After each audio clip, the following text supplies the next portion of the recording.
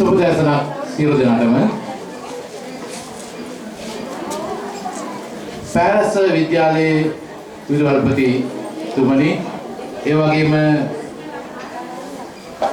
GS කතෝලික GS විද්‍යාලයේ විදුහල්පති තුමියනි, ඒ වගේම මේ විද්‍යාලයේ ආචාර්ය මණ්ඩලයේ මහත්ම මහත්මීනි, ඒ වගේම ආදරණීය මව්වරුනි පියවරුනි, ඒ වගේම ආදරණීය දුවේ පුතේ ප්‍රදේශවාසීනි, ඔබ සැමගෙන් අවසර පතනවා මුලින්ම සභාව හැමදීමට පෙර. මේ අවස්ථාවේදී මට මතකයි මෙම උත්සව මොකද අධ්‍යාපන අමාත්‍යාංශයේ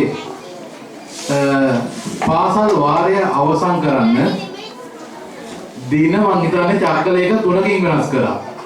චක්‍රලේඛ 3කින් වෙනස් කරා.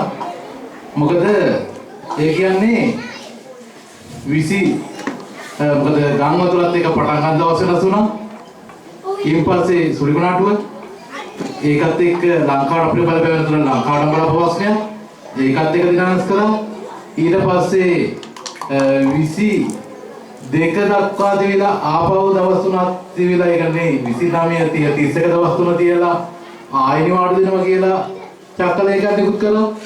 ඒ නිකුත් කළා තියේදී ආපහු මොකද 23 උදේ වරුවේ මම යනවා කලාප කාර්යාලයට